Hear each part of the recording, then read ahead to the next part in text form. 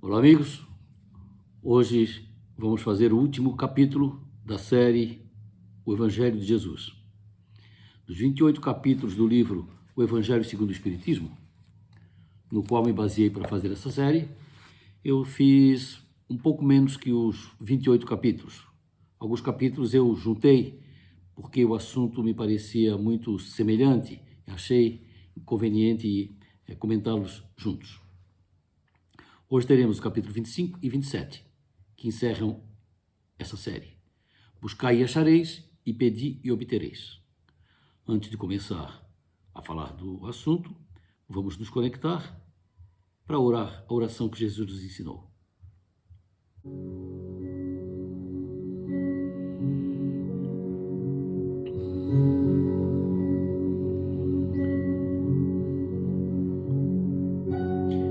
Pai nosso que estás nos céus, santificado seja o vosso nome. Venha a nós o vosso reino. Seja feita a vossa vontade, assim na terra como nos céus. O pão nosso de cada dia nos dai hoje. Perdoai, Senhor, as nossas dívidas, assim como nós perdoamos aos nossos devedores. E não nos deixeis cair em tentações, mas livrai-nos de todos os males. Que assim seja, Senhor.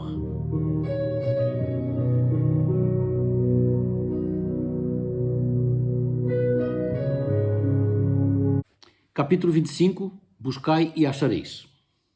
Mateus relatou que Jesus disse o seguinte: Pedi e vos será dado, buscai e encontrareis, batei e se abrirá para vós, porque todo aquele que pede, recebe, e o que busca, encontra, e a que bate, a porta se abre. E qual dentre vós é o homem que, pedindo-lhe pão o seu filho, lhe dará uma pedra? E pedindo-lhe um peixe, lhe dará uma serpente? Se vós, pois, sendo maus, sabeis dar boas coisas aos vossos filhos, quanto mais o vosso Pai, que está nos céus, dará bens aos que lhe pedirem. Kardec comenta da seguinte maneira: segundo a visão terrena do homem, a máxima buscai e achareis é semelhante a esta outra: ajuda-te, que o céu te ajudará. Este é o princípio da lei do trabalho e, por consequência, da lei do progresso, porque a evolução é filha do trabalho, uma vez que o trabalho desperta as forças da inteligência. Na infância espiritual da humanidade, o homem emprega a sua inteligência na busca do alimento, dos meios de preservar-se do mau tempo e de se defender de tudo o que ameace a sua sobrevivência. Mas Deus lhe deu, mais que aos animais racionais, deu o desejo constante da busca do melhor. E esse desejo do melhor é o que o leva a estudar os meios de melhorar a sua situação. É o que o conduz às descobertas, às invenções, ao aperfeiçoamento das ciências, porque a ciência é que lhe proporciona o que lhe falta. É por efeito das pesquisas a que se obriga que a inteligência do homem se desenvolve e que a sua evolução moral se processa. Após as necessidades do corpo físico, surgem as necessidades do espírito. Após a busca dos bens e do conforto materiais, torna-se necessária a busca dos bens e do conforto espirituais. E é por esses ciclos de desenvolvimento que o homem transita da selvageria para a civilização. Mas a evolução que cada homem realiza individualmente durante a sua existência terrena é quase insignificante, quase nem percebida na maioria dos homens. De que modo, então, a humanidade poderia evoluir sem a pré-existência e a sobrevivência da alma? Se as almas que todos os dias deixam a Terra não mais voltassem, a humanidade seria permanentemente formada por seres primitivos. Esses seres teriam que fazer tudo do zero e aprender a partir de suas necessidades. Se assim fosse, não se explicaria que o homem estivesse hoje mais adiantado que os homens da antiguidade. A alma, porém, adquirindo experiências numa existência e voltando para uma nova existência, traz consigo o progresso que realizou e adquirindo nessa nova existência novos aprendizados. Vai passando, assim, gradativamente do estágio primitivo para o de uma civilização material e desta para a civilização moral. Se Deus tivesse liberado o homem do trabalho físico, seus membros se atrofiariam. Se ele o tivesse liberado da inteligência, seu cérebro seria como de um primata, e o espírito do homem permaneceria na infância, nas condições próprias dos instintos animais. Por isso é que Deus fez do trabalho uma necessidade e disse ao homem: busca e acharás, trabalha e produzirás. De algum modo tu serás o produto de tuas obras, terás o mérito do teu trabalho, serás recompensado segundo o que hajas feito. É pela necessidade da vivência desses princípios da lei do trabalho que os espíritos superiores não vêm poupar o homem de sua atividade de pesquisa, não trazem tudo pronto. Se fosse o contrário, os homens só teriam que tomá-las, sem qualquer esforço físico, nem mesmo o esforço de pensar. E se assim fosse, o mais preguiçoso poderia enriquecer-se e o mais ignorante poderia tornar-se sábio ao preço de nada. Não, os espíritos superiores não vêm liberar o homem da lei do trabalho, mas lhe demonstrar a meta que ele deve atingir e o caminho que a ela conduz, dizendo-lhe: siga adiante e chegarás. Encontrarás pedras em teu caminho, afasta-as. Os espíritos te darão a energia necessária se quiseres empregá-la para a tua própria realização. Segundo a interpretação moral, as palavras de Jesus significam: peça a luz que deverá iluminar o seu caminho e ela lhe será dada. Peça a força para resistir ao mal e você a terá. Peça o amparo dos bons espíritos e eles virão acompanhá-lo com orientações morais. Peça-lhes os bons conselhos e eles jamais lhe serão recusados. Bata a porta e ela lhe será aberta. Mas sempre que pedir, peça sinceramente, com fé, e não com arrogância, sem o que você será abandonado às suas próprias forças. E as quedas que você sofrer serão consequência do seu orgulho. Este é o sentido dessas palavras: buscai e achareis, batei e abrir-se-vos-á. Pedi e obtereis. Sobre isso, Mateus relatou o seguinte: e quando orares, não seja como os hipócritas, pois se comprazem em orar em pé nas sinagogas e nas esquinas das ruas, para serem vistos pelos homens. Em verdade vos digo que eles já receberam seu galardão. Mas tu, quando orares, entra no teu aposento, fechando a porta, e ora a teu Pai que está em oculto. E o Pai que te vê secretamente te recompensará. E orando, não uses de vãs repetições, como os gentios que pensam que, por muito falarem, serão ouvidos. Não te assemelhes a eles, porque teu Pai sabe o que te é necessário antes de lhe pedires. E aí Marcos relata que Jesus foi mais fundo ao dizer: quando estiverdes orando, perdoai, se tiverdes alguma coisa contra alguém, para que o vosso Pai que está nos céus vos perdoe as vossas ofensas. Mas se vós não perdoardes, também o vosso Pai não vos perdoará as vossas ofensas. Kardec comenta assim: as condições da prece são claramente definidas por Jesus. Quando você orar, não se coloque onde todos o vejam, mas ore no silêncio de seu coração. Não finja orar muito, porque não será pela quantidade de palavras que você será ouvido. Você será ouvido pela sua sinceridade.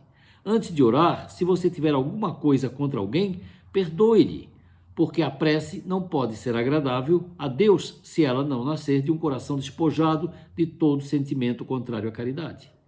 A prece é uma invocação.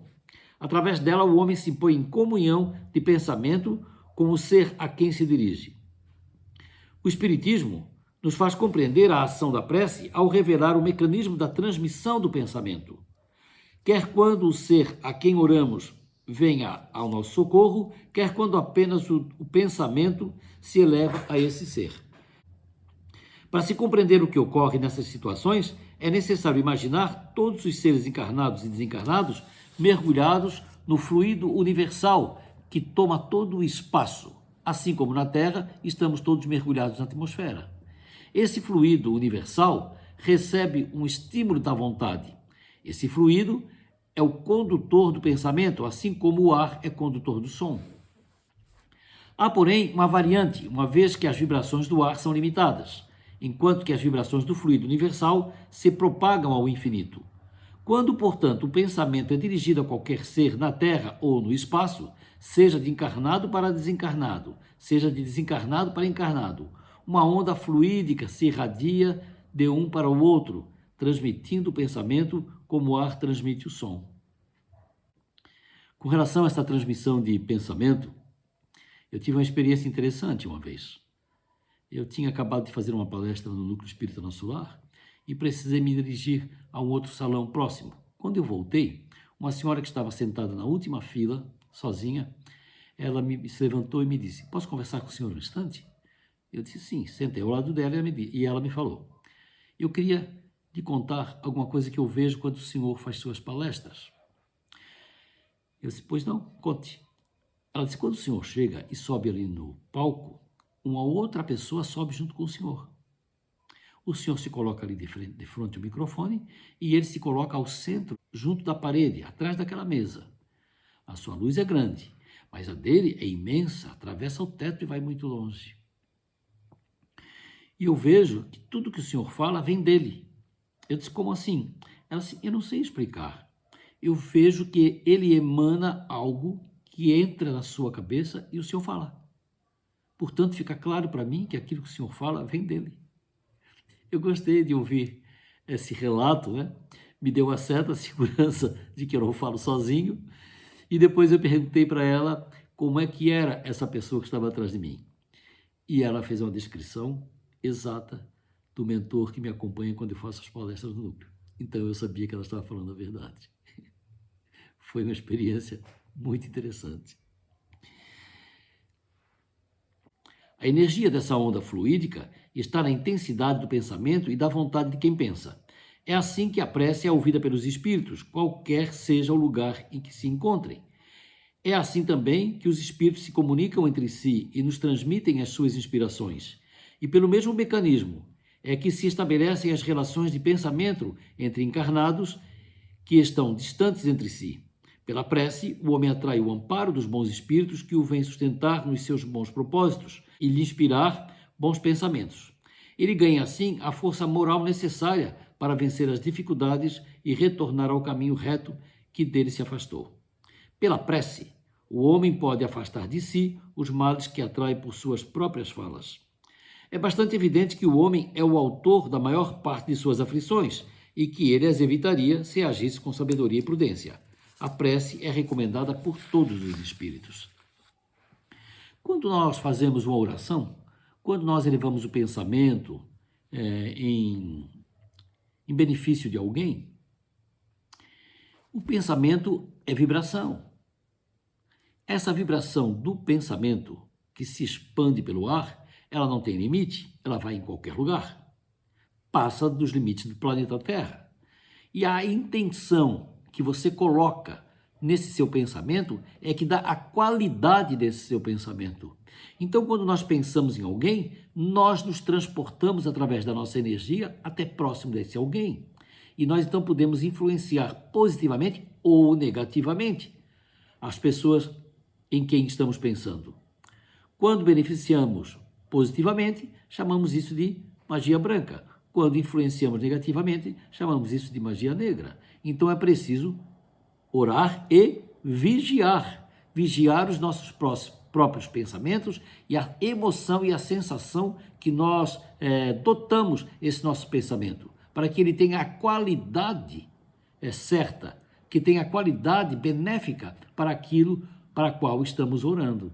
Quando oramos, portanto, expandimos o nosso próprio ser para o destino ao qual estamos pensando e desejando o bem. Então, oração exige concentração. Concluindo, em sua essência, o Evangelho representa o mais elevado código de conduta ética existente na humanidade. Verdadeira fonte de preceitos morais, seu conteúdo nos aponta o caminho da sabedoria e da paz, do progresso espiritual, norteando nossas vidas e aspirações. O Evangelho é um guia para nos conduzirmos com sabedoria durante nossa experiência na Terra. Penso ser fundamental que todos tenham a oportunidade de conhecer os conselhos de Jesus para viver uma vida em plenitude e ter sucesso na empreitada de autoconhecimento que leva ao crescimento espiritual. Não nascemos com um manual de instruções anexo ao corpo físico. como acontece com os eletrodomésticos. Na verdade, ele vem como um arquivo magnético, semelhante a um aplicativo de telefone instalado no espírito e que podemos acessar sempre que o quisermos. Mas nossos pais não nos ensinaram como acessar. Aprendemos somente quando nos dedicamos ao aprendizado. O Evangelho é o manual para esse acesso.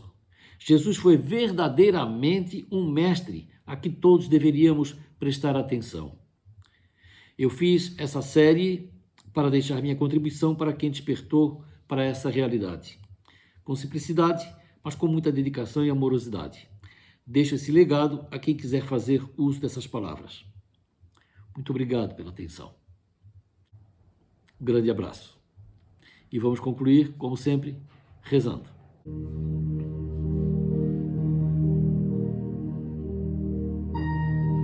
Senhor do Universo, dai-nos a tua luz, o teu amor, teu conhecimento e a tua verdade. Precisamos de ti, Pai amado. Ensina-nos. Somos crianças ainda a engatinhar pelo chão terreno. Ajuda-nos para podermos caminhar a passos largos ao teu encontro. Dai a todos nós aqui presentes tudo o que necessitamos. Somos fracos. Ajuda-nos, Pai amado. Queremos mudar ainda hoje, mudar para mais perto de ti, para mais perto dos que de nós precisam. Obrigado, Senhor, por todos nós.